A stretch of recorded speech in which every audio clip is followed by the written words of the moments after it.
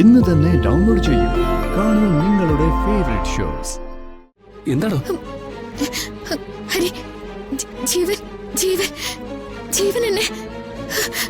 ഒന്നുമില്ല, അതൊക്കെ തന്റെ തോന്നലാ. ഹരി, എടാ ഓനെ, ഇപ്പൊ നിനക്കൊരു ജീവിതമുണ്ട്. നീ ആഗ്രഹിച്ച പോലെ സന്തോഷപരമായിട്ടുള്ള ജീവിതം. ഞാൻ എന്റെ ജീവിതം നിന്നോട് ദാനമായിട്ട് ചോദിക്കുന്നത്. നിത്യ, അവസാനമായിട്ട് ഞാൻ നിന്നോട് ചോദിക്കുന്നത് അതാ. പറ്റില്ല.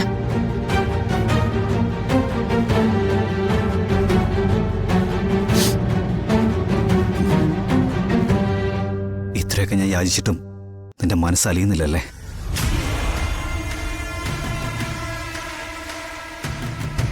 നിത്യ,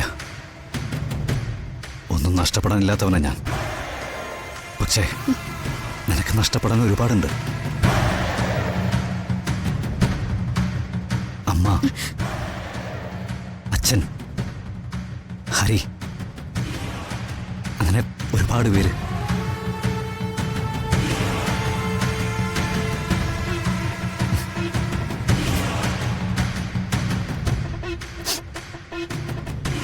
എനിക്കെതിരെ നീ മൊഴി കൊടുത്ത് എന്നെ ജയിലിലടച്ച, അവിടെ തന്നെ ഞാൻ എന്നേക്കുമായി ഒടുങ്ങിപ്പോകുന്നു നീ കരുതുന്നുണ്ടോ? ഉണ്ടോ? ഇല്ല, ഞാൻ പുറത്തു വരും. ഞാൻ പുറത്തു വരും നിത്യ. 10 ദിവസത്തെ പരോളുണ്ട്. ഒരു ദിവസം പോലും തികച്ച് വേണ്ട. 1 മണിക്കൂർ എനിക്ക് പരോൾ കിട്ടിയാൽ മതി. നിന്റെ കൺമുമ്പിലിട്ട് നിന്നെ സ്നേഹിക്കുന്നവരൊക്കെ വെട്ടിക്കൊല്ലും ഞാൻ.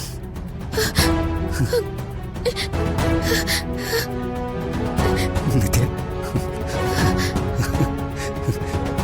അങ്ങനെയൊക്കെ ഒന്നും എന്നെ കൊണ്ട് ചെയ്യിക്കല്ലേ. അതെന്താണെന്നറിയോ? അങ്ങനെ ചെയ്താൽ നീ കരയില്ലേ? നിത്യ, എനിക്ക് ജീവിക്കാനുള്ള കൊതി കൊണ്ട് പറയാ. കോടതിയിൽ വരല്ലേ? കോടതിയിൽ വരല്ലേ? കോടതിയിൽ വരല്ലേ? കോടതിയിൽ വരല്ലേ? കോടതിയിൽ വരല്ലേ? കോടതിയിൽ വരല്ലേ? നിത്യ, എന്താണോ? എന്തു പറ്റി? എന്താണോ? ഹരി, ജീവൻ ജീവൻ ജീവൻ എന്നെ. ഒന്നുമില്ല, അതൊക്കെ തന്റെ തോന്നലാ. ഹരി, എടാ ഓനെ, എന്തുവാ ശബ്ദം കേട്ടെ? ഹരി, ഹരി, എടാ ഓനെ.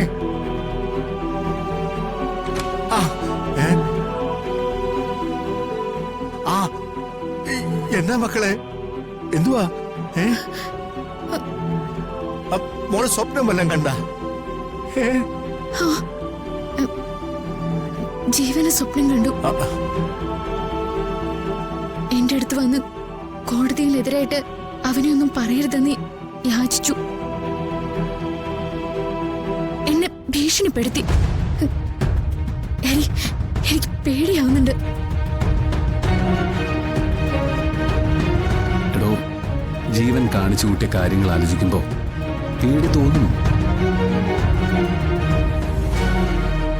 പക്ഷേ അയാളിപ്പൊ നമ്മുടെ അടുത്തില്ലല്ലോ.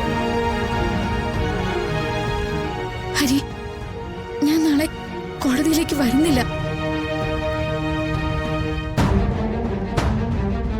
എനിക്ക് അയാളുടെ മുന്നിലേക്ക് വരാൻ വയ്യ. മോള് പോകാതെ എങ്ങനെയാ? അവൻ ശിക്ഷിക്കപ്പെടണ്ടേ? ഏറ്റവും ചുരുങ്ങിയത് കുറച്ചു കാലമെങ്കിലും അവൻ നിങ്ങളുടെ ഇടയ്ക്ക് മാറി നിൽക്കണ്ടേ? വേണ്ട മോളെ. എനിക്ക് വയ്യ അമ്മാവ. അയാൾ ശിക്ഷിക്കപ്പെടുവോ ശിക്ഷിക്കപ്പെടാതിരിക്കുകയോ ചെയ്യട്ടെ. എന്നെ കൊണ്ട് കോടതിയിലേക്ക് പോവാൻ വയ്യ. എന്നെ കോടതിയിലേക്ക് കൊണ്ടുപോകല്ലേ ഹരി. നിത്യ, എടോ, ഇതിപ്പോ തീർത്തും വ്യക്തിപരമായിട്ടുള്ളൊരു കാര്യമാണ്. നമുക്ക് സത്യത്തിൽ നിന്ന് വേണമെങ്കിൽ ഒളിച്ചോടാം. അതുവഴി ചിലപ്പോൾ അവൻ രക്ഷപ്പെടുമായിരിക്കും. എടാ, താൻ ഒരുപാട് വായിക്കുന്ന ആളല്ലേ. നമ്മുടെ നാട്ടിൽ എന്തൊക്കെ പ്രശ്നങ്ങളില് മുന്നും പിന്നും നോക്കാതെ ഓരോരുത്തർ എടുത്തു ചാടുന്നുണ്ട്. അതൊക്കെ അവരെ ബാധിക്കുന്ന പ്രശ്നങ്ങളാണോ? നാടിനെ ബാധിക്കുന്ന പ്രശ്നങ്ങളായിരുന്നില്ലേ? അവര് പോരാടിയിട്ടല്ലേ, സ്വന്തം ജീവൻ വരെ കൊടുത്തിട്ടല്ലേ. അതൊക്കെ വായിക്കുകയും അറിയുകയും ചെയ്ത നമ്മള് ഒരു കുറ്റവാളിയെ പേടിച്ച് കോടതിയിലേക്ക് ചെല്ലാതിരിക്കാന്ന് പറഞ്ഞ താനൊന്ന് ആലോചിച്ച് നോക്ക്.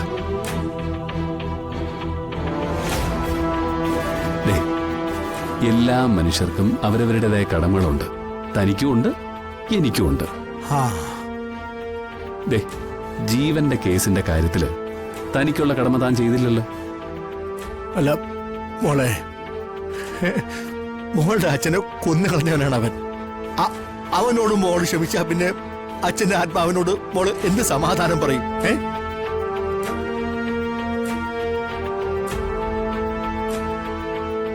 അവനുണ്ടല്ലോ, അവൻ ചാകുന്നവരെ ജയിലിനകത്ത് കിടക്കണം. അതെ, അത് മോളുടെ അച്ഛനെ ശ്വാസം മുട്ടിച്ചു കൊന്നേനെ അവന് കിട്ടുന്ന ശിക്ഷയാ. നിത്യ, താൻ കിടന്നോ. നാളെ രാവിലെ നമ്മൾ പോവും. കോടതിയിൽ പറയാനുള്ളത് പറയുകയും ചെയ്യും. അമ്മാവൻ പോയി കിടക്ക്. ഞാൻ കിടന്നോളാം മോളെ. സമാധാനമായിട്ട് കിടക്കുക കേട്ടാ. നീ കിടക്ക്.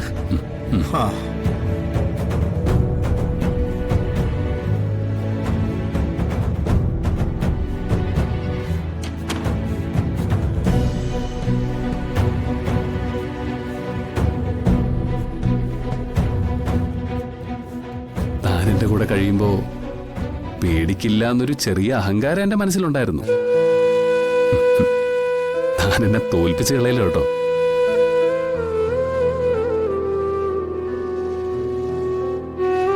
കിടക്ക, കിടക്കടോ.